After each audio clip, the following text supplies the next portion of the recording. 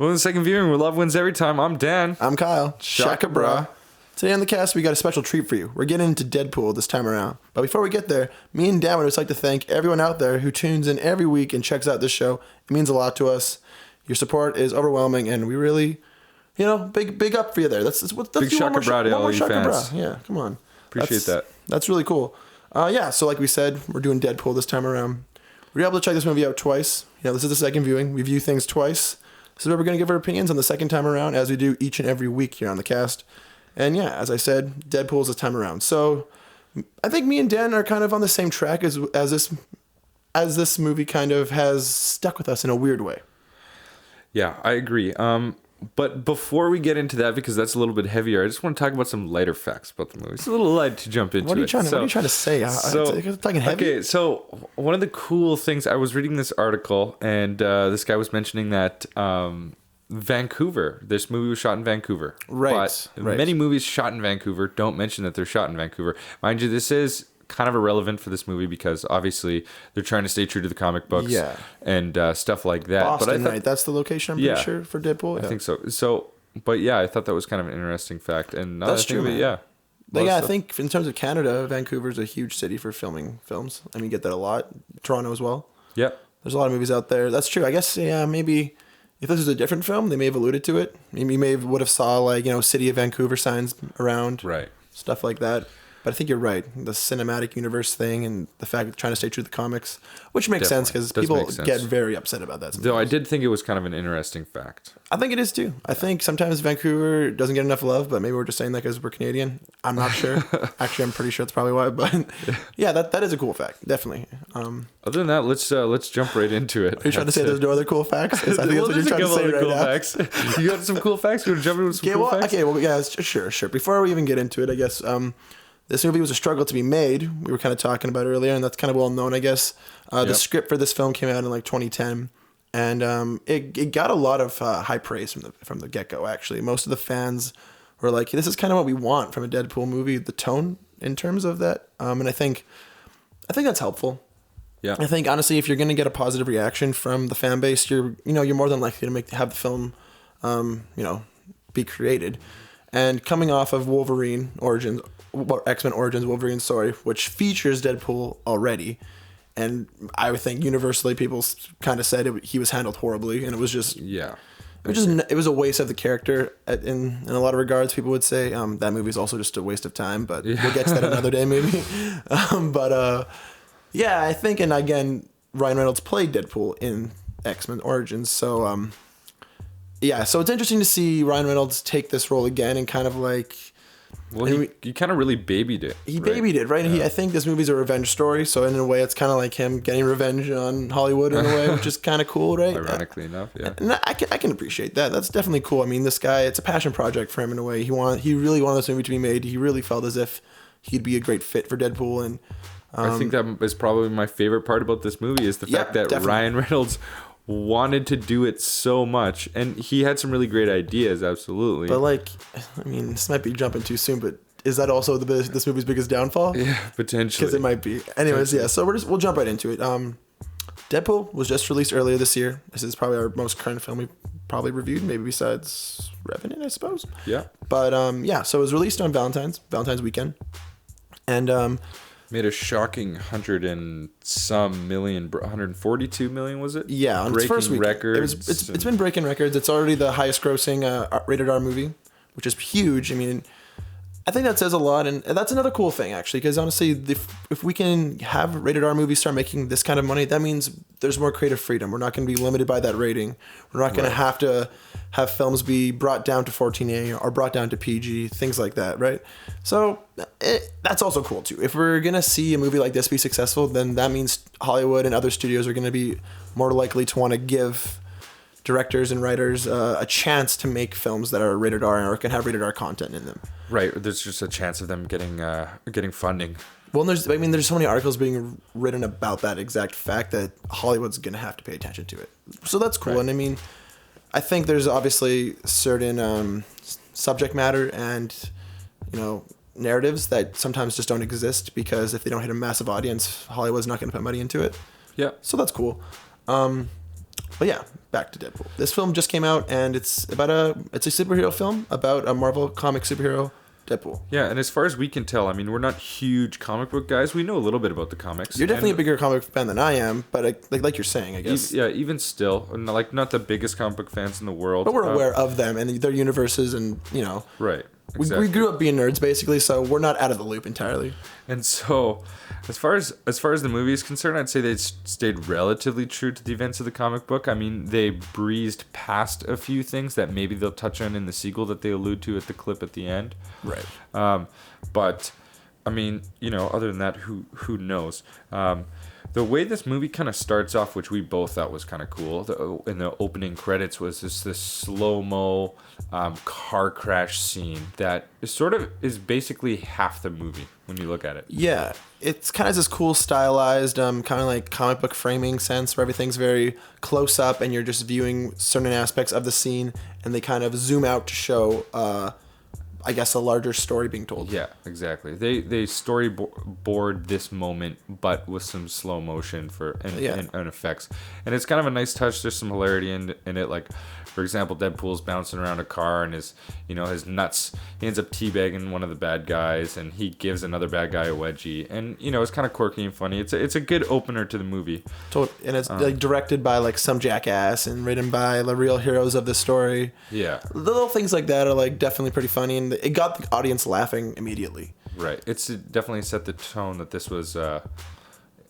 They really wanted this to be a comedy-based movie and not a typical, it's definitely not your Thor or your Iron Man. Right. And I think I'm just going to come out and say it, like, this movie really did not want to take itself seriously, but that's what I have a problem with this film, is that it tries to take itself as serious as... It tries to not take itself seriously so much to the point that it feels like they're forcing me to not, have any depth for this movie. Yeah, I totally agree. I mean, it starts off pretty strong in my opinion. There's some really good one-liners, and right. They kind of get the laughs going, and they give you the impression that this is pretty funny. Like, I like the characters already. They're quirky. They're some gaffes. It's gonna they seem to be staying true to the character of Deadpool. Yeah, exactly. Which is probably this movie's greatest achievement. Yeah, and I think that's probably what Ryan Reynolds had sought from the beginning. That was worked his to vision. get to. Yeah, absolutely. I mean, in comparison to X-Men Origins Deadpool, I mean, this blows no comparison that character out of the water. But in terms of a movie as a whole, when you look at it, it's basically trying to challenge the idea of typical superhero movies, right, where it takes a typical, damsel in distress, Spider-Man-esque, Superman-esque movie, and they make fun of it a little bit. They tease it, a lot, dude. They make fun of everything in this movie. This movie makes fun of itself so much to the point where I don't know if I can even start to take anything seriously, and then at that point it's like I don't think I really care about any of the characters. That's what it gets me to. I totally agree. Like one example is there's a scene where Deadpool needs some help to, his girl's captured by the villain, and he needs captured by Ajax, and he needs a hand. So throughout the movie, Colossus and Negasonic Teenage Warhead are she's pretty good. Yeah, she's pretty good. She is good. But there's a scene where both of them have been sort of pestering Deadpool to hop on the X-Men and become a part of their team. Right. And so he finally shows up at their doorstep and says, "Hey, I'll consider it if you come and help me." But in the midst, there's a bunch of jokes made about how there's a massive house and the only two X-Men we ever see around is Colossus and Negasonic Warhead, Teenage Warhead. And he jokes about how the studio couldn't pay for enough. Yeah, exactly. But the funny thing is that's true. Well, it's not even funny. It's that's true, and you don't even know how to take it because it's it's just sad. It just kind of sucks. It's do you wish there was in the comics around this time period? There's more characters around, like Wolverine and Beast are kicking around. How come we don't see any of them? I think rather than trying to make fun of a movie's flaw, you should just own the flaw. Don't shove it in the face of the viewer. Don't say oh, well, too bad the studio didn't have enough money for us. Too bad this movie's so self-aware. Too bad I keep talking to the camera every 5 fucking minutes. Yeah. I just don't understand how recognizing a flaw makes that part of the film better, because I don't really think it does, honestly. in the beginning, this was a strong point of the movie. Like, it challenged the way superhero movies were. It stepped outside the box. It kind of like, it thought of some interesting ways to approach it, but then it became its biggest downfall. Well, yeah, you're so right, man. You're so right. Because this movie tries to be self-aware and speak to the audience. It breaks the fourth wall, and that's what this movie's kind of stylistic choices. It breaks the fourth wall, and at one point in the movie, he breaks the fourth wall inside a fourth wall and makes a joke about how that's 16 walls. Yeah. And it's just like, it irked me in a way because I understand that this movie's it is witty in a way. Like, it definitely tried something new, and I won't I don't reprimand it for that, because I'll give it props for that, because you want to try something new in all. It's definitely going to stick out, that's for sure. But I think it took the line and crossed it, and then honestly burned the line, walked over it, did everything to the line. Yeah. The line doesn't exist at this point. Yeah, absolutely. It had something good, and it wrecked it by the end of the movie. That's one of the tone, though. But I guess we'll keep going on the story, because, I mean, like Daniel was saying here, you kind of have this opening scene that kind of becomes the first half of the film. Yeah, 100%. Which was an interesting way of doing it. So basically, the opening credits is of a car crash. The opening scene is of this car crash happening, and then you end up getting flashbacks to a couple weeks earlier what's going on in not Deadpool's life, but Wade Wilson. Yeah, and you kind of see, like, this film's an origin story, right? So you see how this character of Deadpool comes into fruition. Yeah. So yeah, you see Wade Wilson. He's a mercenary. He's kind of a Robin Hood sort of guy, like steal from the rich, give to the poor. That kind of mentality in a way. Yeah. Very much an anti-hero, I guess you could say. So essentially he's a mercenary. He finds this woman, I guess we could call her copycat. They don't really allude to that in this film at all. Yeah. Which is another kind of pet peeve. I think we just decided to be...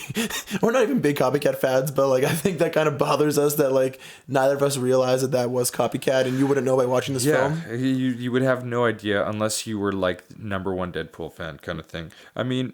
Yeah, so this is Vanessa, right? So let's refer to her as Vanessa, because as far as we know after seeing this movie, we don't know that she's copycat. We don't know that. Okay, that's fair. So he meets Vanessa, and Wade Wilson's character is he's a loud, rambunctious, kind of just kind of a douche in a way. Kind of an asshole, yeah. And I think he calls himself an asshole a lot in the movie. Yeah, so that might be a good way to refer to him. He meets Vanessa, who's a girl who's very much in the similar mindset as him. They're very alike. They're two peas in a pod, right? And they get along very well.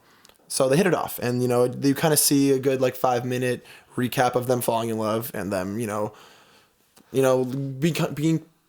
being comfortable with one another, and kind of seeing this relationship blossom. And I found that to be pretty interesting. Yeah. It was a good portion of the film. It really was. It was. I mean, the coolest part was that this chick was really on par with him. Well, she was badass, man. She's equally as cool as Wade Wilson, as far as I'm concerned. She could dish it out just as well as Deadpool can. They were able to develop a really strong, independent female character in 3 minutes, which was really cool. And not a lot of films do that, especially superhero films. Yeah. And that was awesome. And although again, we'll get to that later, that becomes one of this movie's biggest downfalls. But sorry, jumping ahead a little bit here. But yeah, so he falls in love with her, and then at one point he gets sick. He finds out he has cancer. Yeah, as he's proposing, he ends up dropping sick to the floor.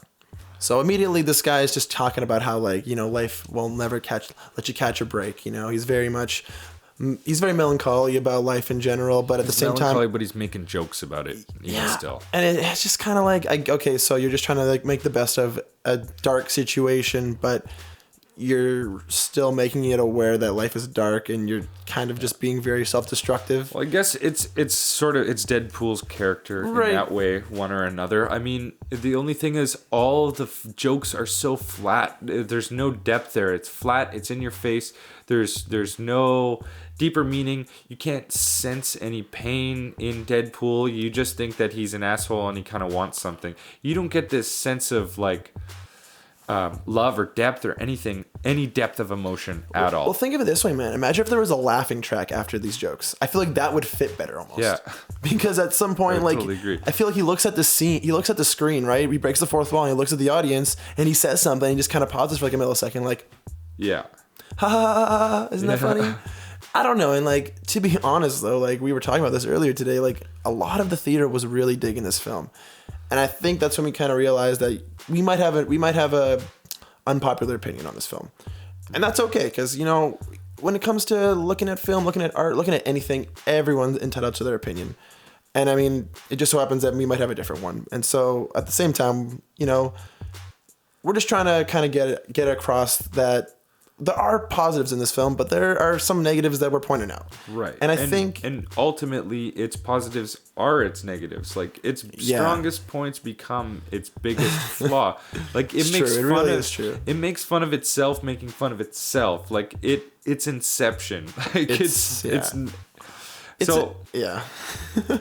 let's move on to some later parts of them. Let's jump forward just a little bit for a quick second. So we keep talking about how, you know, its strengths are its biggest weaknesses. Well, where that really shines through is in the last scene, where you get that typical superhero damsel in distress vibe, and all of that character development that's gone on for Vanessa is sort of gone to waste. Oh, they throw it away in the garbage, honestly. She's shoved in a capsule, and her mouth is shut for the remainder of the fight scene. Like, she starts up being this badass chick, and then turns out to be, like you said, the typical damsel in distress character. Yeah, and you know, it's very dull. It's very much, it ends up being what they're making fun of it being the whole movie.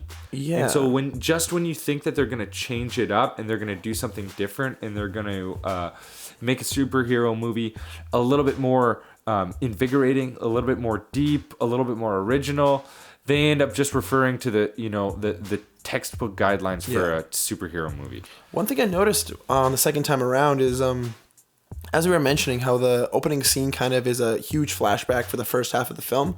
Yeah. The first half of the film feels more like Deadpool than the second. Right. At that point, the second half just seems like one big, like any character development they had made for any previous character almost feels non-existent. Yeah. At that point, it's just about reaching that plot device, reaching that end goal, reaching, in this case, the damsel in distress. And I think he doesn't even feel like Deadpool at that point. At that point, it just feels like any other movie. Deadpool, yeah, exactly. Any other movie. And I don't think that's kind of fair, because I think the first half of the film, although it does have some flaws in our opinion, it's good. It's entertaining. Yeah, There's some good stuff in there.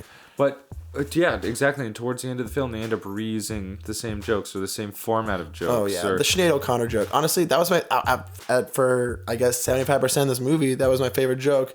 He calls Negasonic Teenage Warhead Sinead because she has a similar haircut to Sinead O'Connor, and that was pretty funny. And then at the end of the film, he's like, "Thanks, Sinead O'Connor. Nothing compares to you. 1990, great album."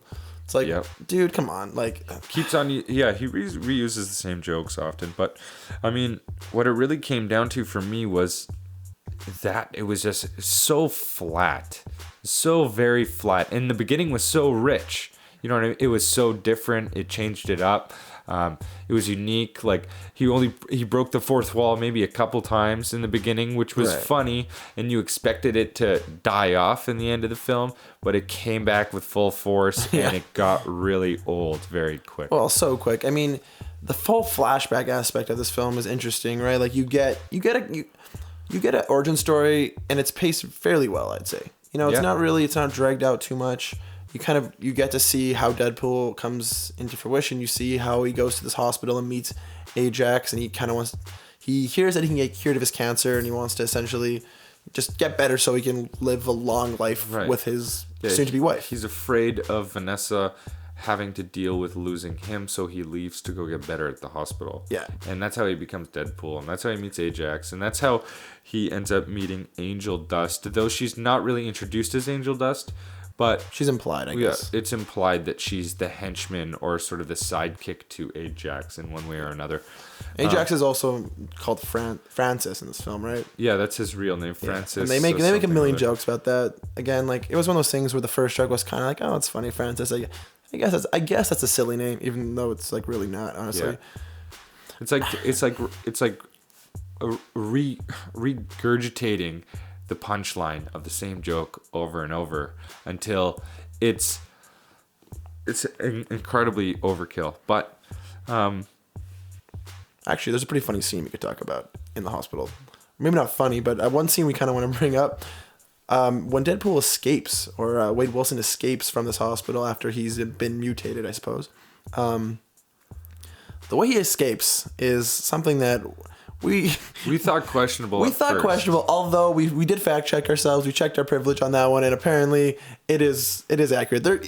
He gets a match from Angel Dust, and he headbutts her. How does he even get that? He headbutts Angel Dust, and she manages to drop one. Oh yeah, he manages to grab the match that drops out of her mouth with his teeth, and then he manages to perfectly toss, as he's suffocating, the match from his mouth to his hand perfectly, and then without flaw. It's not like he got two matches and he dropped one and like, oh, stakes were high and stuff like that. The guy just has perfect aim, apparently. He's got this perfect aim without question. You don't question it the whole way through. The director doesn't want you to question it. It just happens, and then he lights that.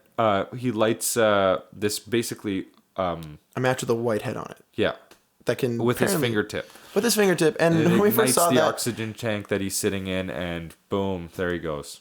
You know, the second time we saw that, we were still calling bullshit, but we did. Second viewing producer Drew over here definitely fact check us on that one. So apparently, it is possible. We were just wrong, and that's okay. We can be wrong sometimes, but.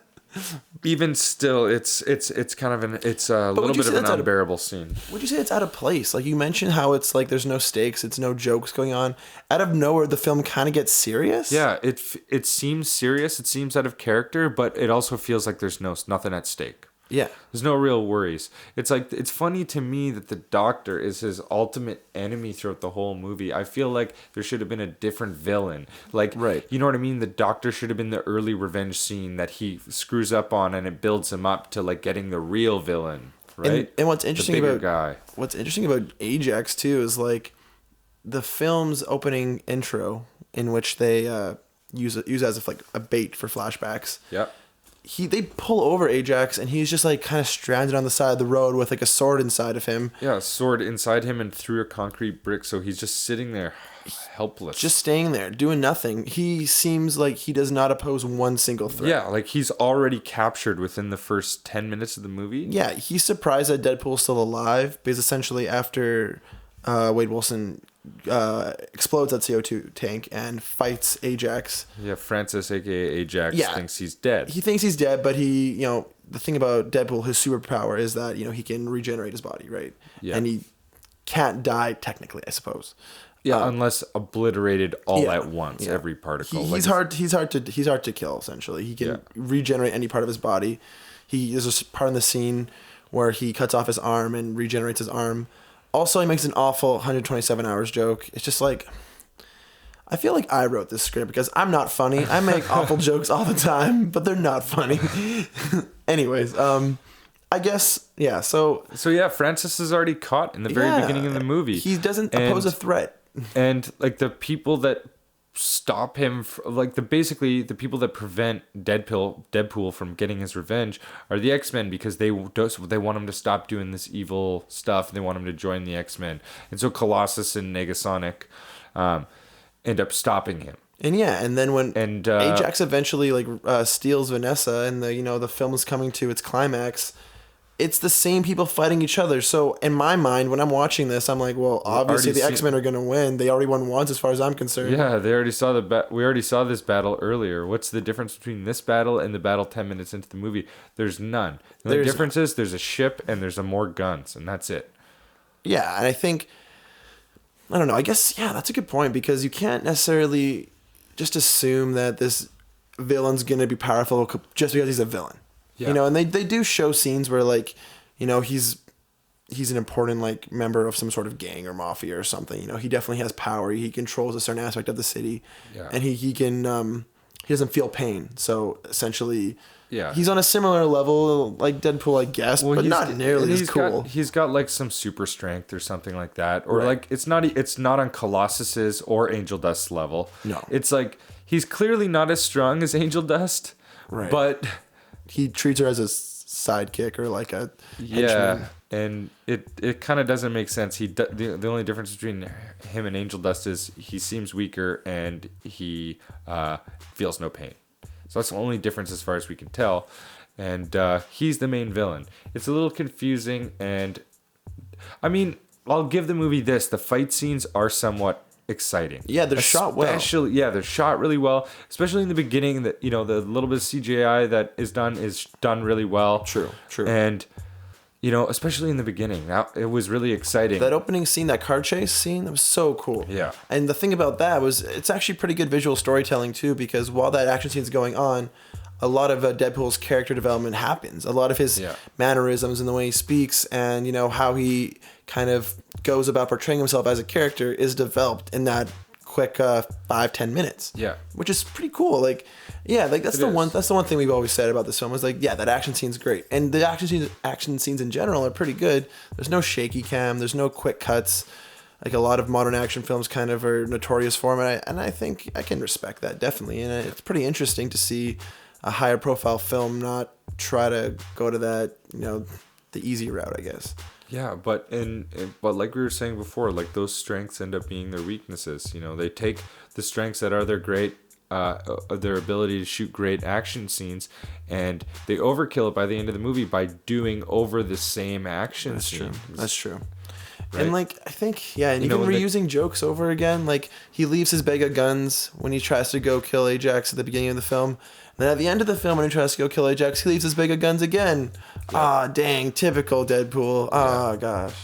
It was just a little bit overkill. This whole film felt that way, and I don't think it needed to. I think the thing about this thing that just kind of irks me is I feel like there was a good movie here. I totally agree. I think there was. I think the biggest thing to take away from this movie is probably the fact that it's not bad. No. It's just not that great. It's definitely not worth, in our opinion, it's definitely not worth the praise it's being given right now. And I think in part a lot of the praise was due to the advertising, right, and due to the fact that it's getting a lot of recognition because it broke a record for opening week or opening weekend sales and stuff like that. I guess, like we said in the beginning of this cast, is my favorite part about the movie is the fact that Ryan Reynolds was passionate enough to go out and do it, and he really does make and break the movie in this case. Well, his character as Deadpool, it's likable to a degree. He's a huge douchebag the whole time, big asshole, but I mean that is Deadpool, right? And I think. Yeah. But again, he's fun and he's funny, yeah, for sure. I can only take so much of that until I'm like, okay, well, this character doesn't really have any redeeming qualities right now. How can I relate? Yeah, it's like by the end of the movie, you've met and got sick of Deadpool very quick. It's quick. Like you totally understand Deadpool halfway through the movie, and then the second half of the movie, it's like they retry to introduce you to Deadpool. Oh, by the way, if you didn't get it the first time, here's Deadpool again. Ba-dum-ting. Oh, geez. Look who's back. Yeah. Deadpool. I don't know. I think you're right. I think as the movie progresses, we don't necessarily get anything more to like about Deadpool or anything more to worry about Deadpool. The only thing we know is that he wants to find this girl. And that's understandable. I get that he wants to find this girl and, become normal again. He wants his face to be turned back to the way it was because he thinks that Ajax will be able to do that for him. But But he's a vain character. He's a vain character, so he's vain about looks. And I mean, in terms of storytelling, that makes sense to me. I can get that. I can get behind that. But that's all the movie is, and I don't think it helps in the way that they make the female character seem so helpless near the end of the film. It seems like any stakes that could have been there are non-existent because I don't think I really feel any actual connection to the characters that the film kind of told me I should feel towards. Yeah, I totally agree. I think a lot of it in part came down to the fact that he's always taking things so sarcastically. Not once does he ever take anything with a slight bit of seriousness. Now I get that Deadpool is that type of character. He's that asshole. He's that douchebag character. But he's got to take something a little bit seriously for the audience to take it a little bit seriously, right? Right. Otherwise, trying to do this classic superhero movie and change it up as they tried to do is not going to work. It just isn't. When Deadpool comes home with that cut off arm and he has to start cut off hand and he has to start regenerating the hand, he's just sarcastically upset about the day. It seems like he could barely give a fuck about what happened and how he got defeated. Like he's upset about it kind of, but he just swears a little bit and then he gets over it really quick. Well, they give this idea that, he, like you say, he doesn't care about anything. It comes off as if he's so strong and powerful. So it's like, why are we even watching this? Yeah. He should have caught Ajax by this point. He should have seen Vanessa by this point. Yeah, exactly. It seems like anything that we could ever like want to worry about Deadpool, or anything that we would ever want to like feel for Deadpool doesn't exist. The film doesn't want us to feel that way. It's like, you're right. He doesn't care about anything. You want to like. What people love about Deadpool so much is the fact that he's a little bit of a douchebag. But that's just it. He's a little bit of a douche, but people love him because they see the good in him too, right? Like, he's not just the anti-hero. In a lot of people's minds, he's the ideal hero, maybe. Right. But in this movie, you get no sense of that. They overkill the douchebag to the point that all you see is a douchebag. You don't see a guy who's serious about a girl and is funny all the way through.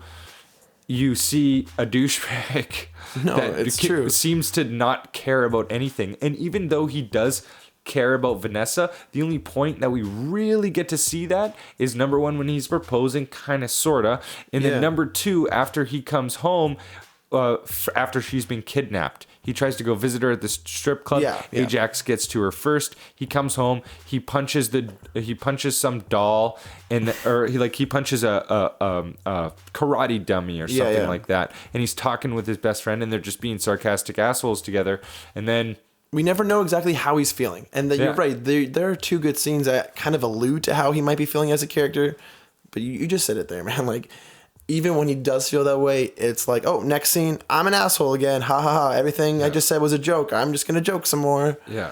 I don't know. I think they don't get that balance right. And the thing is like, what is right in this film is done fairly well. And I think that's why we've been saying, like, it could be a good film, but what's done wrong drags this film down. Yeah. 100%. They really could have. Like you said, there needs to be that perfect balance. I think that they can still establish Deadpool as a character, as that classic Deadpool from the comics, with a little bit more seriousness, a little bit more depth, a little bit more emotion to the movie. And like, maybe even a little bit more emotion to the character would help this film. Like, and especially the ending scene. Like, that ending scene was pretty grueling. It's the same fight scene that we saw in the beginning. It drags on, and the damsel in distress thing. Anyways, I think right now might be a good time for a little breaker. Yeah, we'll probably catch you guys after the breaker. And we're back. Alrighty, so we were just kind of finishing talking about Deadpool here, and we were alluding to the end scene, which we've covered a little bit already, but Dan, do you want to just like go through how this film ends, despite, the damsel in distress stuff, and just where we leave off in this film? Okay, so after a really fantastic repeat joke of Deadpool leaving his guns in the car and then trying to call the cab driver to get it back, basically Deadpool goes in with 0 bullets this time and just 2 swords, I think. He just has 2 swords. Just 2 swords, okay. And he's also got Negatonic Teenage Warhead. Negasonic. Negasonic, man. Negasonic Teenage Warhead. Negatonic sounds pretty cool too, though, I gotta say. And then we've also got Colossal, and so all 3 of them are kind of walking into some hip hop song, and Deadpool breaks the 4th wall again for like the 6th time. Yeah. That's a lot of walls. So after all 3 of them are walking into what is the ending battle, they get sort of cornered or pinned by the private army run by Ajax. There's a couple of exchanges and bad jokes between Ajax and Deadpool. Deadpool manages to take out with his swords most of the guards. With the exception of a short exchange between Angel Dust and Colossus.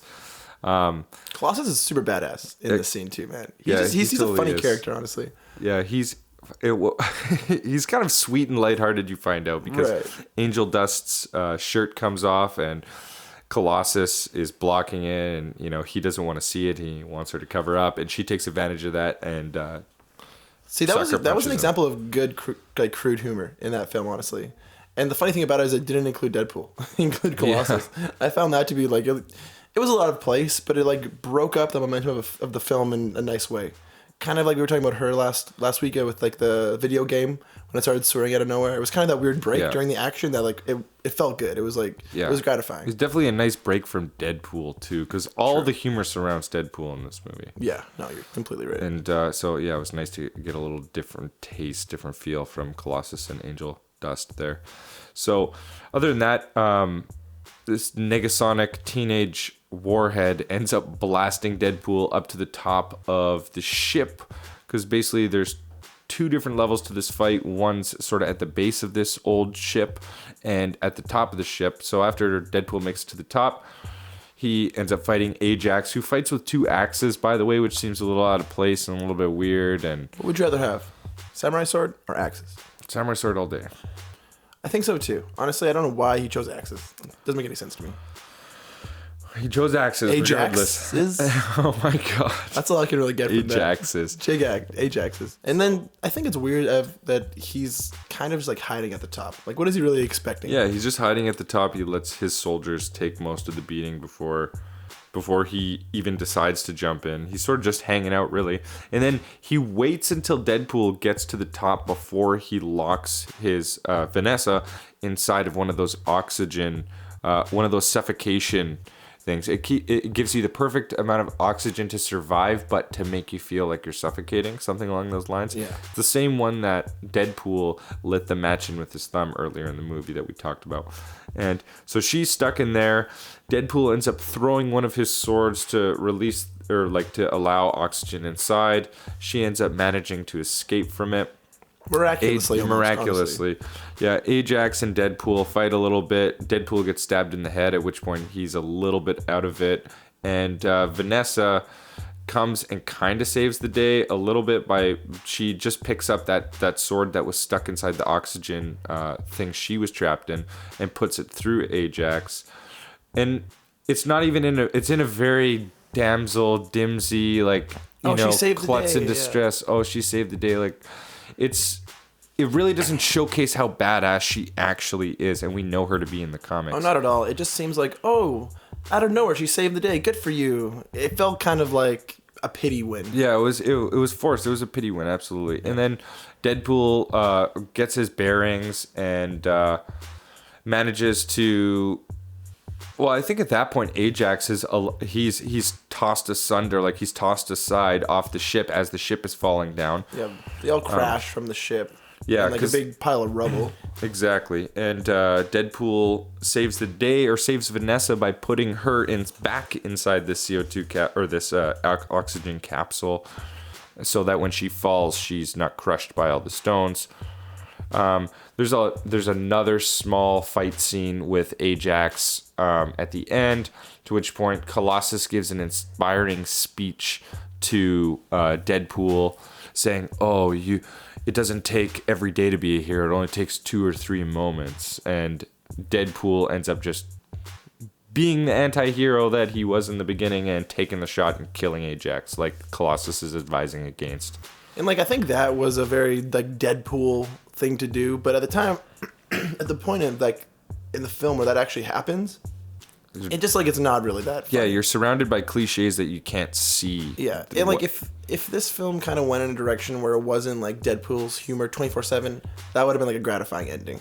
Right. Like at some point, I might have thought, oh, maybe he will join the X-Men. Maybe like maybe there's that part of him that like feels that way. But no, instead you just get treated to like exactly what you expect from the first second the film starts.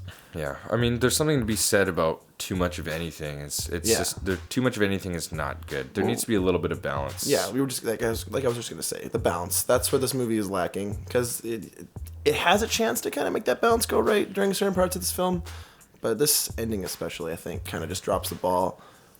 And I guess that's where the film ends, pretty much. We get to see Vanessa take Deadpool's mask off and realize that like he's looking pretty rough now. She still accepts him for who he is, and it's like, I mean, everything comes full circle, I guess. So that's nice. I mean, the revenge aspect of this film, becomes clarified, and I think it makes the movie feel complete, which is cool. But like, I left that theater just like not really feeling very hot about it. Yeah. Matter of fact, our first time around, we didn't even stick around for the after credit little clip. we were pretty eager to get out. And but the second time around we did, however, because we had to see it. The end clip was pretty good, honestly. It was better than I expected. It was just, a Deadpool in a robe, kind of making fun of maybe like a Ferris Bueller's Day Off kind of vibe. And I think he alludes to the fact that, like, oh, what do you want from me? You want Sam Jackson to show up with a eye patch on his face and, and say that the Avengers should come and assemble? Like, I don't know. It felt really out of place. But then he brings it back and he's like, oh, by the way, the sequel's coming out and it's going to have Cable in it. He's a pretty cool guy. He can time travel and has a robotic arm. You're kind of like, that already sounds way better than this movie. So I'll look forward to that one. Exactly. There's a real villain in this one? Are you kidding me? Yeah. And like, sweet. You were kind of telling me about Cable and he sounds like a pretty sweet character. Like, if they pull him off right, I think that'd be interesting. Yeah, absolutely. And I'm really hoping that they sort of bring forth Vanessa's actually true comic book character in the second one. Well, I was looking, and I think they have a connection between Cable and Copycat, right? Right. So, that would make sense, especially time travel, alternate universes, maybe. It would There's a chance for that to make sense.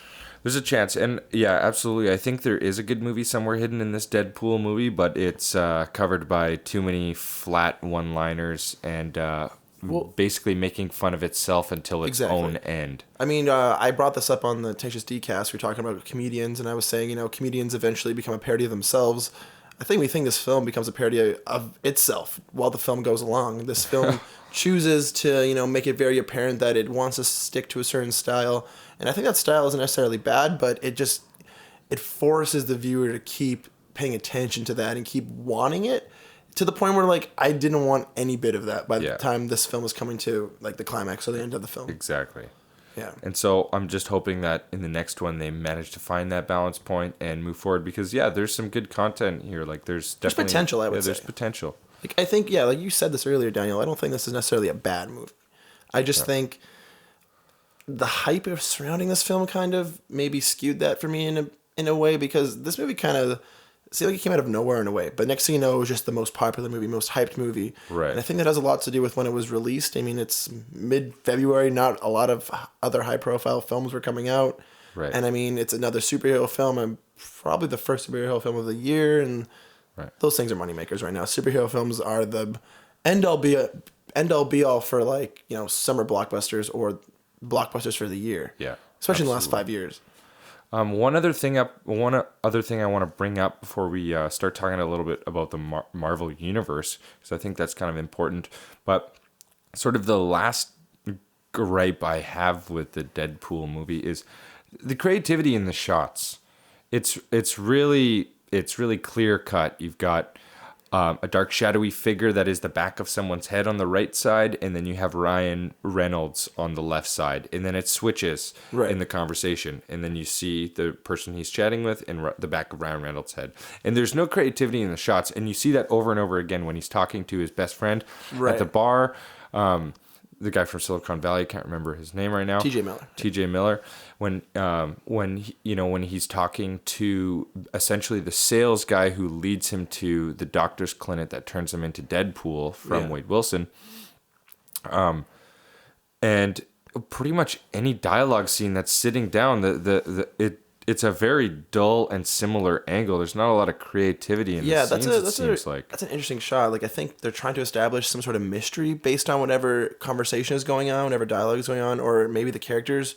But the actual dialogue and characters have nothing to do with the context of that shot. Yeah. It feels very off. It just kind of feels lazy to me. You know what I mean? It's almost like the director knew how to do one shot and he did it. And granted, he did it well, but there's no creativity. He didn't change it up. It doesn't fit with the context of what was going on in the movie. I think you're right. And I think this movie's very lighthearted. And I think if you were to compare those scenes to the bridge car chase scene, the bridge car chase scene is shot very well. Yeah. And it's very creative, but the scenes you're bringing up definitely lack. Yeah. And I think that, this is his first feature film. So, we'll cut him some slack. He's a great director for a first film. Yeah. Also, this film only cost $59 million. Jack and Jill cost $80. Just want to bring that up. I think you raise a good point, though. I think even though this is a bigger budget film and a high profile film, lazy directing is lazy directing. Right. And I think I think he just slacked in certain areas. You know what I mean? And like it comes through, unfortunately. But yeah, let's talk about a little bit about the Marvel Universe right now and sort of where we sit. Well, the thing about this film is it's a Fox Marvel film, right? I mean, it's kind of its own side. I mean, entity in a way. I mean, this is where the X-Men movies stand. This is where the Daredevil and Elektra movies stood. About a decade ago now. At this point. So it's interesting to see this movie kind of come out now, while the Marvel universe based on Disney is huge. Yeah. And that universe is kind of, exactly that. It's becoming a universe. It's interlocking everything.